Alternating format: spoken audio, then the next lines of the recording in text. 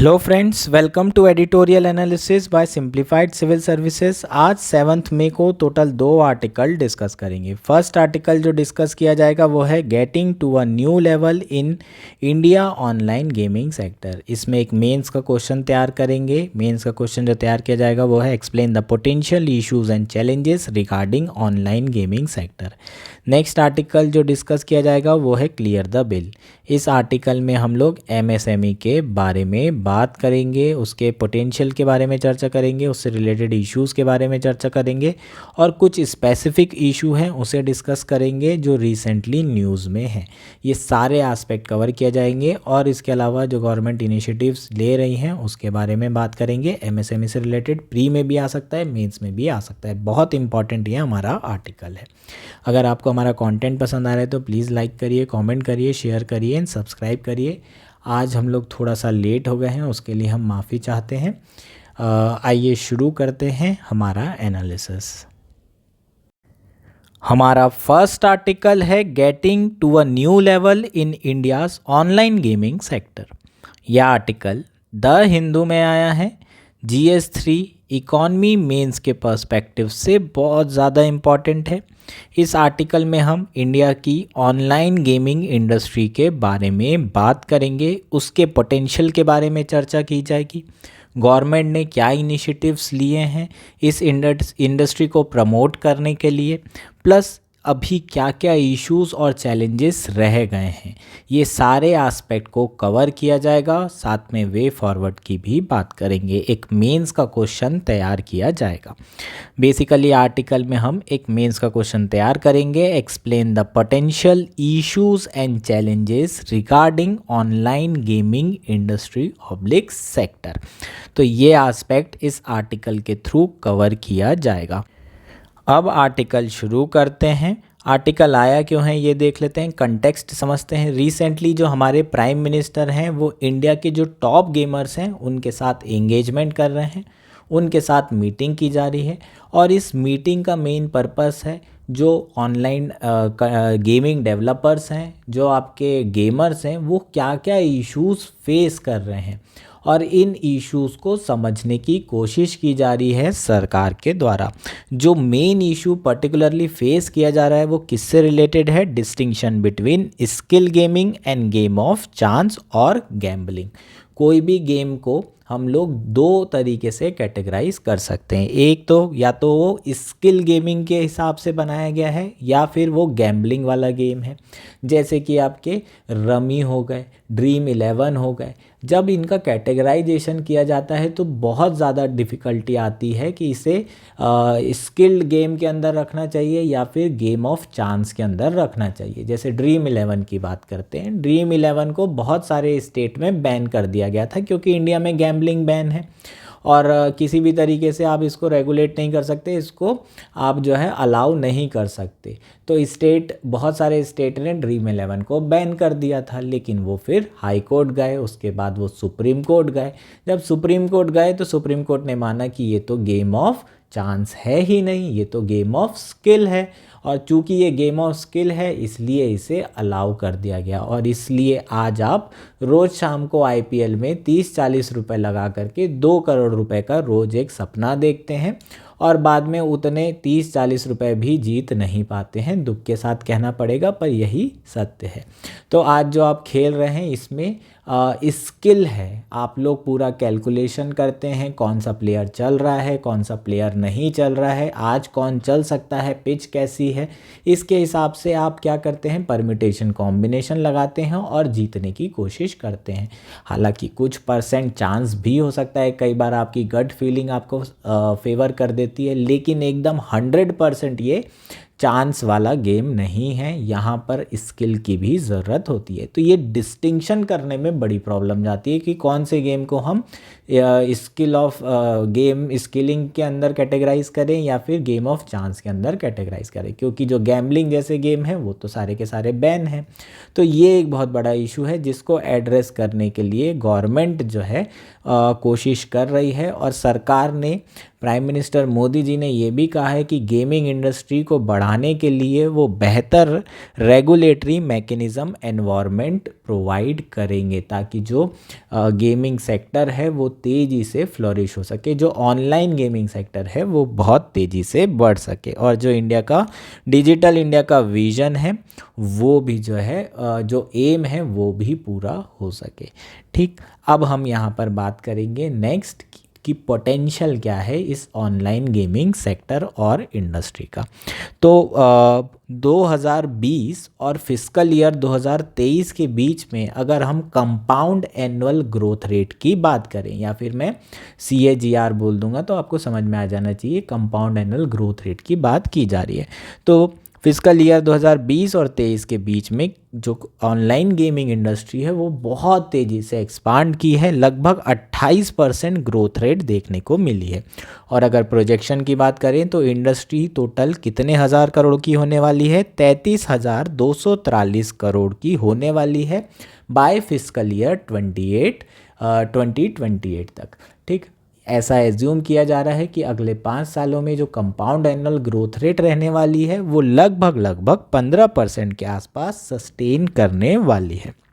अब इसके जो बेनिफिट्स हैं वो क्या क्या हैं, जो आपके डोमेस्टिक इन्वेस्टमेंट हो रहा है इस इंडस्ट्री में वो तो हो ही रहा है, लेकिन फॉरेन डायरेक्ट इन्वेस्टमेंट बहुत ज़्यादा आ रहा है। तो FDI बहुत ज़्यादा आ रहा है ऑनलाइन गेमिंग इंडस्ट्री में। अब जब FDI आएगा और ग्रीनफील्ड में FDI आता है तो आपको जो एम्प्लॉयमेंट है वो बहुत ज़्यादा जनरेट होता है। तो एम्प्लॉयमेंट जनरेट होंगे, डायरेक्टली एम्प्लॉयमेंट जनरेट होगा और इनडायरेक्टली एम्प्लॉयमेंट भी जनरेट होगा। इसके अलावा अगर हम इंडिया की बात करें तो इंडिया को नेचुरल एडवांटेज है ऑनलाइन गेमिंग इंडस्ट्री में। कैसे नेचुरल एडवांटेज है, एक तो हमारे यहाँ कंज्यूमर बहुत ज़्यादा है, क्योंकि यंग पॉपुलेशन है और सबके सब जो है ड्रीम 11 में टीम बनाने में लगे हुए हैं, आधे से ज़्यादा लोग। तो ये जो यंग पॉपुलेशन है, जो डेमोग्राफी है, इस पोटेंशियल को आप यूज़ कर सकते हैं। बहुत ज़्यादा कंज्यूमर है तो सबसे पहला बेनिफिट। दूसरा, अगर हमारी IT इंडस्ट्री की बात करें तो IT इंडस्ट्री बहुत ज़्यादा डेवलप है।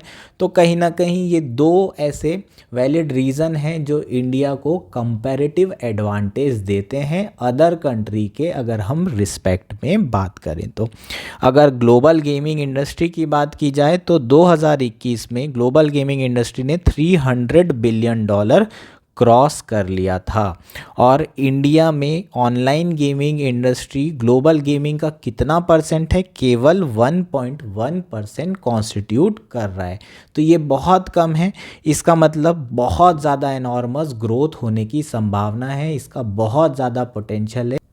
अब गवर्नमेंट इनिशिएटिव की बात कर लेते हैं। सरकार ने भी इस गेमिंग इंडस्ट्री के पोटेंशियल को देखते हुए कई सारे इनिशिएटिव्स लिए हैं, कई सारे पॉजिटिव डेवलपमेंट हुए हैं, जैसे कि establishment of animation, visual effects, gaming, comic and extended reality task force by the ministry of information and broadcasting. तो कौन सी टास्क फोर्स बनाई गई है, animation, visual effect, gaming, cosmic and extended reality task force. इसके अलावा ministry of electronics and information technology को nodal ministry declare किया गया है। इसके साथ साथ सरकार के द्वारा इसको रेगुलेट करना भी शुरू कर दिया गया है। कौन से रूल्स के अंदर रेगुलेट किया जा रहा है, IT intermediate guideline and digital media ethics code rule 2021। Recently जो टैक्स रिलेटेड डिडक्शंस हैं, जो टैक्स रिलेटेड क्लैरिटी है, वो भी सरकार के द्वारा दी गई है। तो सरकार जो है काफ़ी ज़्यादा सीरियस है ऑनलाइन गेमिंग इंडस्ट्री को लेकर और इसके पोटेंशियल को बहुत अच्छे से समझती है। लेकिन स्टिल अभी भी कुछ इश्यूज़ हैं जो कि अभी तक के एड्रेस नहीं किए गए हैं। क्या इशू हैं उसके बारे में बात कर लेते हैं। Primarily, despite the provision of self regulatory body with in the IT rules of 2021 intended to regulate the industry, the effective implementation of this rule is pending, thus nullifying their intended impact। जो rules बनाए गए हैं IT rules 2021, इसके अंदर कहा गया है कि एक सेल्फ रेगुलेटरी बॉडी बनाई जाना चाहिए ताकि वो खुद जो है ऑनलाइन गेमिंग सेक्टर को रेगुलेट कर सके, खुद ही अपने आप को रेगुलेट कर पाए। तो सरकार ने अननेसेसरली रेगुलेशन ना हो, ये इंडस्ट्री खुद फ्लोरिश हो सके, इसलिए सेल्फ रेगुलेटरी मैकेनिज़्म पे फोकस किया है। और इन्हें कहा है कि आप खुद ही एक सेल्फ रेगुलेटरी बॉडी बना लीजिए, जो आप जो है उसमें एथिक्स कोड खुद ही तैयार कर लीजिए, जो सारी इंडस्ट्री उसका पालन करे। हम अननेसेसरली ऊपर से कुछ चीज़ें थोपना, इम्पोज करना नहीं चाहते, जो कि डेट्रीमेंटल हो सकता है online gaming industry specially startup की ग्रोथ में। लेकिन इन रूल्स का प्रॉपरली इम्प्लीमेंटेशन नहीं किया गया है और अभी तक के एक सेल्फ रेगुलेटरी बॉडी नहीं बनाई गई है, जो कि बहुत ज़्यादा क्रूशियल है अगर हम इस इंडस्ट्री की बात करें, क्योंकि विदाउट रेगुलेशन बहुत सारे इश्यूज़ हो सकते हैं, बहुत ज़्यादा फ्रॉड हो सकता है ऑनलाइन गेमिंग के थ्रू, आप लोगों को फंसाया जा सकता है। तो फ्रॉड और बाकी चीज़ों को रोकने के लिए सेल्फ रेगुलेशन बहुत ज़्यादा इम्पॉर्टेंट होगा। एक और इशू जो अभी तक एड्रेस नहीं किया गया है, या फिर एक और इशू जो आपकी इंडस्ट्री फेस कर रही है, वो किससे रिलेटेड है? गुड्स एंड सर्विसेज टैक्स से रिलेटेड है। रिसेंटली जो जीएसटी काउंसिल है, उन्होंने डिसाइड किया है जो टैक्स रेट एनफोर्स किया जाएगा वो कितना होगा? 28% होगा on the total face value of bat.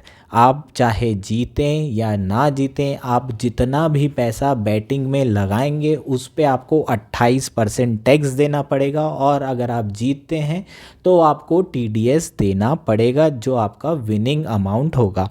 और इससे फ़र्क नहीं पड़ता कि आप गेम ऑफ चांस या फिर आप गेम ऑफ स्किल में जो है ये पैसा लगा रहे हैं, बैटिंग में ये पैसा लगा रहे हैं। इसके पहले ऑनलाइन जो गेमिंग इंडस्ट्री थी, उनके ऊपर 18% प्लेटफॉर्म जो है टैक्स लगा करता था, जो प्लेटफॉर्म का टैक्स हुआ करता था जब आप प्लेटफॉर्म यूज़ कर रहे हैं। इसके अलावा कोई टैक्स नहीं लगता था। तो इससे जो सरकार है उसको बेनिफिट तो होगा, सरकार का जो रेवेन्यू है वो बहुत ज़्यादा बढ़ सकता है। लेकिन अगर लॉन्ग टर्म की सस्टेनेबिलिटी की बात करें तो इंडस्ट्री के लिए जो कॉन्सिक्वेंसेज हैं वो ख़राब हो सकते हैं। लॉन्ग टर्म सस्टेन हो सकता है, कई प्लेयर ना कर पाएँ और मोनोपोली की स्थिति बन जाए फ्यूचर में जाके। जो बड़े प्लेयर हैं सिर्फ वही सर्वाइव कर पाएँ और जो स्टार्टअप हैं वो सर्वाइव ना कर पाएँ। तो ये एक बहुत बड़ा इशू और चैलेंज फेस करना पड़ रहा है। अगर इंडिया की बात करें तो इंडिया को और भी जो है नेचुरल एडवांटेज और कंपैरेटिव एडवांटेज हैं, जैसे कि इंडिया का रिच कल्चरल हेरिटेज है, जैसे कि स्टोरीज़ है, लेजेंड्स हैं, फोल्क फोर है। इंडिया इन सारी चीज़ों का भी एडवांटेज ले सकता है। इंडियन माइथोलॉजी से भी इंस्पायर होके कई सारे गेम्स बनाए जा सकते हैं, जिसके थ्रू हम डोमेस्टिक और इंटरनेशनल ऑडियंस की जो डिमांड है उसको फुलफ़िल भी कर सकते हैं। ये भी पोटेंशियल में आ जाएगी, इस चीज़ को भी आप पोटेंशियल में लिख लेंगे, है ना। इश्यूज़ हो गए, अब यहाँ पर बेसिकली कंक्लूड किया जा रहा है। इसके साथ साथ सरकार जो है कोशिश कर सकती है कि जो महिलाओं का पार्टिसिपेशन है गेमिंग इंडस्ट्री में उसको बढ़ाया जाए और इंक्लूसिविटी पर ध्यान दिया जाए। हर सेक्शन के लोगों को गेमिंग इंडस्ट्री में बढ़ाने की कोशिश की जानी चाहिए। इसके अलावा गेमिंग को as a viable career option की तरह जो है ट्रीट किया जाना चाहिए। और जो परसेप्शन बना है गेमिंग को लेकर कि अगर कोई खेल रहा है तो वो ख़राब है, खेलो कूदो पढ़ो लिखो बनो नवाब, खेलो कूदो बनो खराब, ये एक परसेप्शन बना हुआ है। इस परसेप्शन को भी बदलने की बहुत ज़्यादा ज़रूरत है। इंडिया का अगर आप ग्रोइंग टैलेंट पूल की बात करें तो वो बहुत ज़्यादा बेनिफिट हो सकता है उसे ऑनलाइन गेमिंग इंडस्ट्री से, और बहुत ज़्यादा इसका एम्प्लॉयमेंट पोटेंशियल है।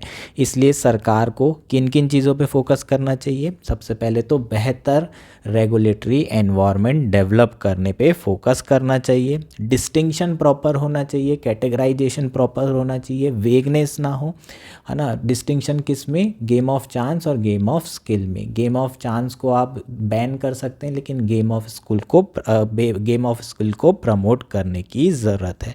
और इसके साथ साथ डाइवर्सिटी और इंक्लूसिविटी को बढ़ाते हुए इंडिया के जो रिच कल्चरल नरेटिव हैं उस पे फोकस करते हुए ऑनलाइन गेमिंग इंडस्ट्री को बढ़ाने की ज़रूरत। ये हमारा पूरा आर्टिकल था। होपफुली आर्टिकल आपको पूरा का पूरा क्लियर हो गया होगा।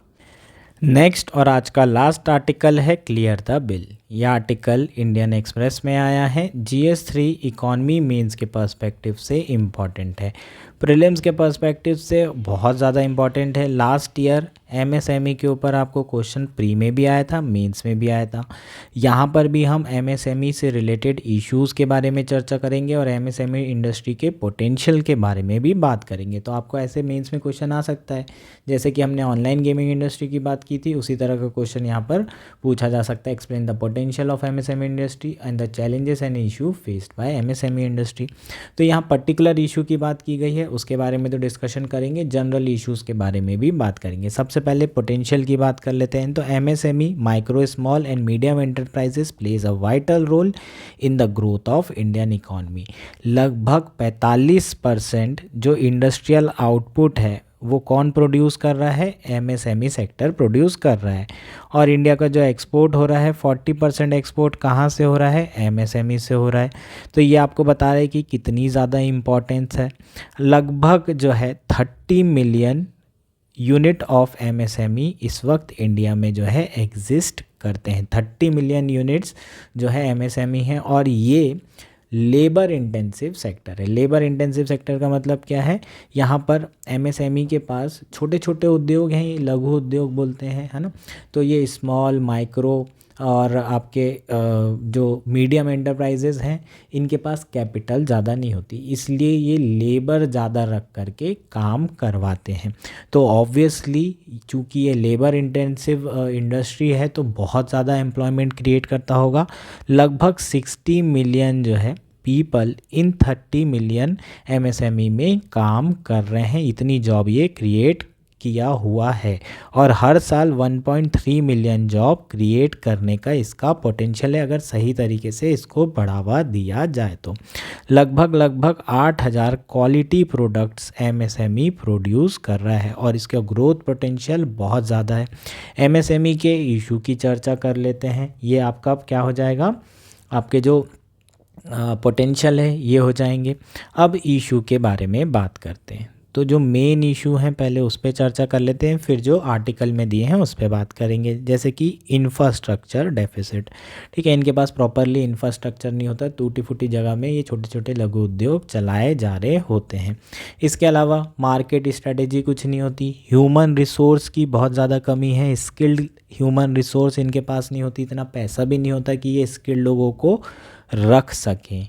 इसके अलावा और क्या क्या इश्यूज आते हैं? एक्सेस टू क्रेडिट, है ना। क्रेडिट लेने के लिए बैंक के पास जाते हैं तो बैंक भी इन्हें क्रेडिट नहीं दे पाता है, क्योंकि कुछ है ही नहीं इनके पास रखने के लिए मॉर्गेज, है ना। तो इनको एक्सेस टू क्रेडिट भी नहीं मिलता है। और एक जो सबसे बड़ा इशू फेस कर रहे हैं जो यहाँ पर दिया हुआ है वो है इशू ऑफ डिलेड पेमेंट्स। इसे हम अलग से डिस्कस करेंगे।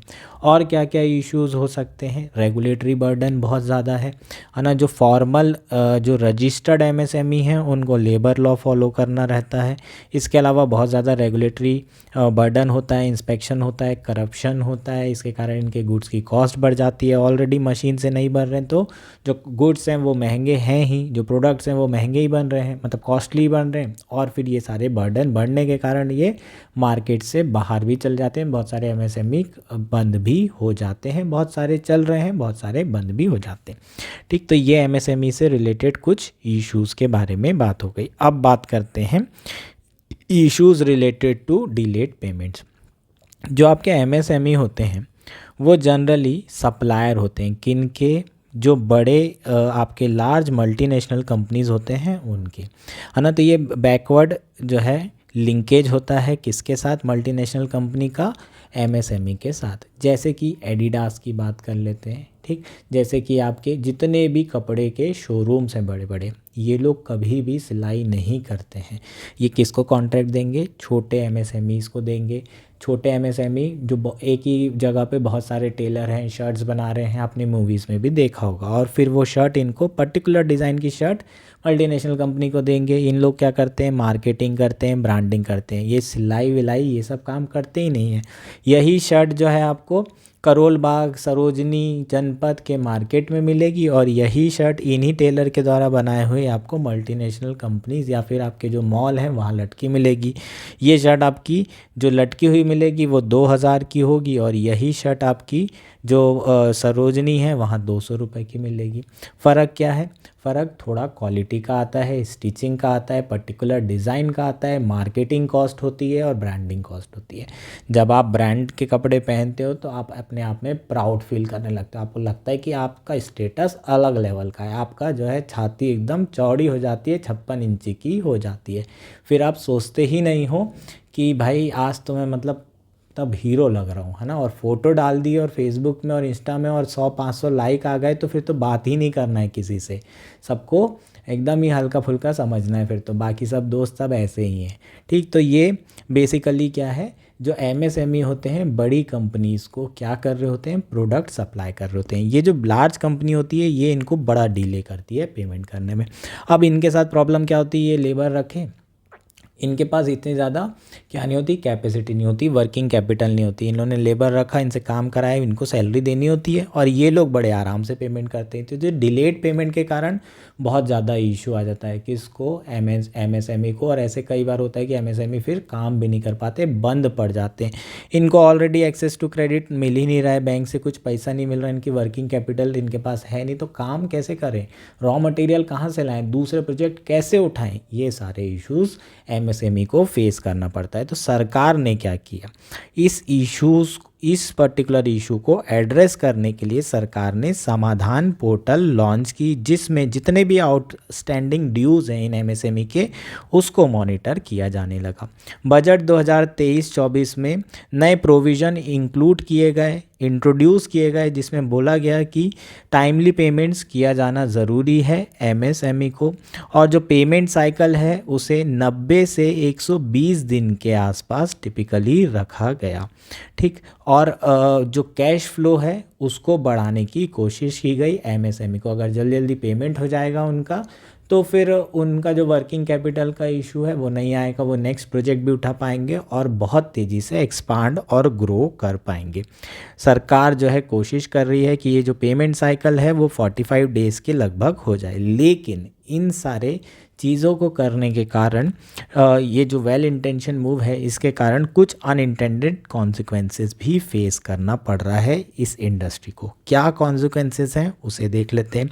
जो लार्जर कंपनीज है, जो मल्टीनेशनल कंपनी है, वो इन ऑर्डर को सरकमवेंट करने के लिए क्या कर रहे हैं, रजिस्टर्ड एमएसएमई के जो ऑर्डर्स हैं उसे कैंसिल कर रहे हैं, क्योंकि वो क्या प्रिफ़र करते हैं, लॉन्गर पेमेंट साइकिल प्रिफ़र करते हैं। जो मल्टीनेशनल कंपनी है वो भी ये चाहती है कि जो पेमेंट है वो आराम से कई सारी इंस्टॉलमेंट में हो।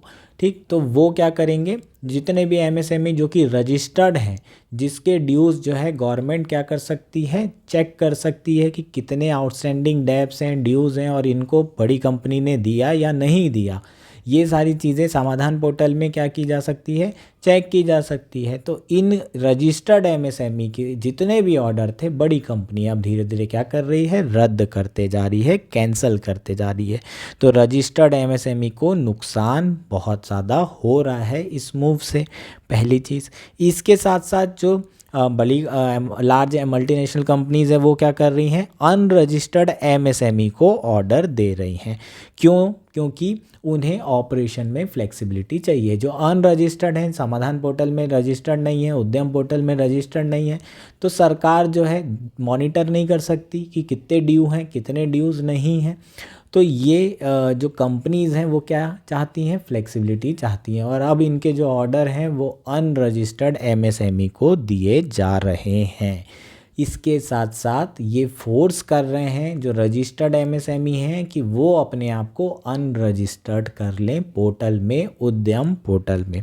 और एक साल पहले अगर हम बात करें तो टोटल एमएसएमई जो कि रजिस्टर्ड थे उद्यम रजिस्ट्रेशन पोर्टल में वो 3.16 करोड़ थे, और अगर रीसेंट के डेटा की बात करेंगे तो अभी केवल 1.5 करोड़ एमएसएमई ही रजिस्टर्ड हैं। इसका मतलब क्या है, बहुत सारे एमएसएमई अनरजिस्टर्ड हो रहे हैं और वापस जो पहले फॉर्मलाइज हो गए थे एमएसएमई वो वापस इनफॉर्मल होते जा रहे हैं, जो हमारी इकॉनमी के लिए बिल्कुल भी सही नहीं है। इसके अलावा सरकार ने और नए प्रोविज़न लाए हैं। New provision allowed for deduction for larger company against payment to this enterprises only after they are paid. क्या हो रहा है यहाँ पर, पहले क्या होता था, जो आउटस्टैंडिंग ड्यूज़ हैं, ठीक है, उसको ये लोग अपनी बुक में शो कर देते थे, जो लार्ज कंपनीज होते थे, एंटरप्राइजेस होते थे, कि हमने ये पेमेंट जो है देना है अगले इस साल तक के एंड तक दिया जाएगा, ये किस्त हमने दे दी है। और टोटल जो भी आउटस्टैंडिंग ड्यूज़ होता था उसकी जो टैक्स लायबिलिटी होती थी, है ना, उसमें डिडक्शन करके ये पेमेंट दिया करते थे। ठीक, तो डिडक्शन पहले ही कर देते थे, पेमेंट ड्यूज़ आराम से बाद में देते थे। अब सरकार ने बोल दिया है कि तुम टैक्स डिडक्शन कर ही नहीं सकते। अगर तुम्हें टैक्स डिडक्शन करना है तो सबसे पहले ड्यूज़ भरो, जब तुम ड्यू भरोगे तभी टैक्स डिडक्शन होगा। अब ये टैक्स अगर डिडक्शन करवाना चाहते हैं तो इन्हें तुरंत पेमेंट करना पड़ेगा, और तुरंत पेमेंट ये करना नहीं चाहते, ये प्रिफर करते हैं कि लार्ज पेमेंट साइकिल हो, लॉन्ग पेमेंट साइकिल हो। तो ऐसे में यहाँ पर जो कंपनीज़ है, वो जो बड़ी कंपनीज़ है वो फंसती हुई नज़र आ रही है। उनका जो प्रेफरेंस है वो जो है क्या नहीं कर पा रहे हैं, अपने प्रेफरेंस के हिसाब से काम नहीं कर पा रहे। तो वो क्या कर रहे हैं, वो जो है एमएसएमई, जो रजिस्टर्ड एमएसएमई कंपनी है, उनको, जो उनके सप्लायर हैं, उनको बोल रहे हैं कि आप अपना रजिस्ट्रेशन को क्या करिए, कैंसिल कर दीजिए। फोर्सफुली रजिस्ट्रेशन को कैंसिल करवाया जा रहा है।